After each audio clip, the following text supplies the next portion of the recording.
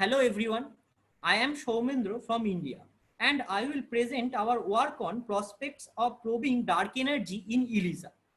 If you have any question, please feel free to mail me. You can also check our paper which includes all detail about it.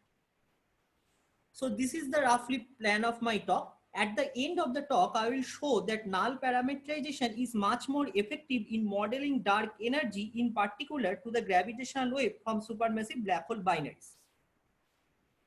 At first, let's come to the topic on what do we mean by standard and null parameterization in case of dark energy. The main importance of cosmological parameter estimation from gravitational wave comes from the recent celebrated inconsistency between CMB measurement and local measurements. I have only cited some of the popular inconsistencies. Rizaletti and Lusso took the level of discrepancy with lambda CDM at the 4 sigma confidence from the high redshift quasar data. Their work clearly shows lambda CDM is always favored at the low redshift. However, at high redshift, we have other possibilities. That's where gravitational wave from supermassive black hole comes. Till now, the neutron star binary merger GW170817 predicts Hubble constant to be this, and it agrees with both Planck and local measurement. This is at redshift 0.01, which is pretty local. Unlike neutron stars, supermassive black holes can be treated as standard sirens in gravitational wave band. Hence, cosmological parameter estimation can be done with great accuracy from SMBBH like standard candles in electromagnetic spectrum.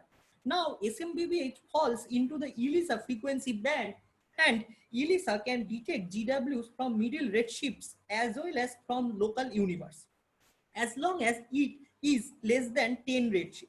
For this, the data is the derived luminosity GW stain, and redshift is measured from the SMBBH electromagnetic counterpart in the optimistic scenario. Coming back to the inconsistency, the recent data make it clearer and clearer dark energy is not lambda in the middle redshift range. This opens up two possibilities. One is dark energy equation of state is not lambda, or in the large scale in the large scale GR gets modified. Both possibilities can be probed with SMBBH data from ELISA. However, our subject in this work is investigating dark energy with equation of state other than -1. Here, the standard way is the direct fitting of DL versus Z and finding the value of W. If it's -1, then dark energy is lambda. If less or greater than -1, universe favors quintessence or phantom models. Quintessence phantom models. This is standard and it's greatly investigated by Taminini's group. Here our way is different. Back to 2008, Shiny et al. Showed the nature of dark energy from middle redshift can be much better concluded with a null test. This null parameter is called ohm, and it can be directly found from the GW luminosity versus redshift data. Ohm is a redshift dependent quantity, and if at higher redshift ohm is greater than the lower redshift, phantom universe will be favored. The reverse sign shows quintessence and the equality is the lambda CDM. In the similar spirit, we define equation of state parameter R in the post lambda CDM scenario. The better performance of ohm lies in its null nature. It can be tested lambda CDM or not independent of present dark matter density. In the standard parameterization equation of state, W is direct function of omega 0m, and as shown in the figure, a little erroneous value of omega 0m can land up to a completely different conclusion of the universe. The null test becomes more and more important in the era of omega 0m sigmoid tension. Another cause of the better performance of ohm is it is first derivative of luminosity distance rather than the second derivative, which is the standard parameterization case, as h is function of the first derivative of dl with respect to z. Now what we have done is to compare null parameterization with standard parameterization in ELISA. We will see in which case the error in the equation of state of dark energy is less, and certainly this will perform better in ELISA. We have performed our analysis for both non-interacting and interacting dark energy. We assume no spatial curvature. We have shown how spatial curvature affects our result. Refer to the discussion section of our paper. The fiducial value are taken from this Bhattacharya et al. Paper, which fits Planck 2015 with galaxy BEO, supernova data, and HST measurement.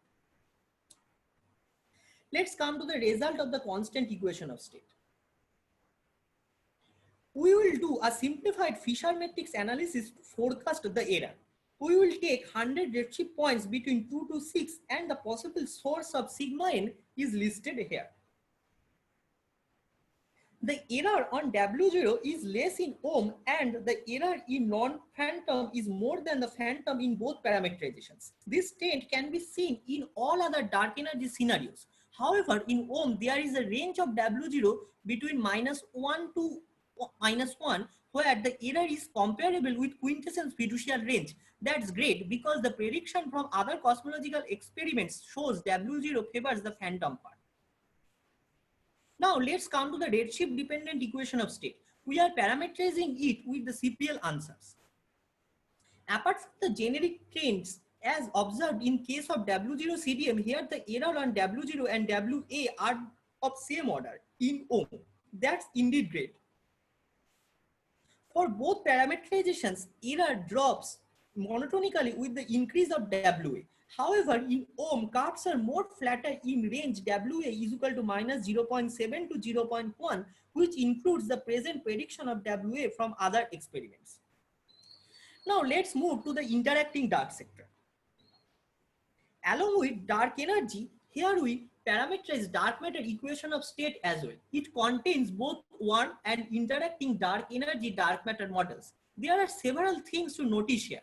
First, WDM is not function of redshift, as the warmness or the interaction of the dark matter is extremely constant from other observations. Next, W is given by the CPL answers as it is a good statistical function to carry. With all this, we define ohm such that we can conclude about the nature of dark energy independent of omega 0m. The efficiency of ohm remains. However, the variation of error of WDM is a bit erratic in case of ohm.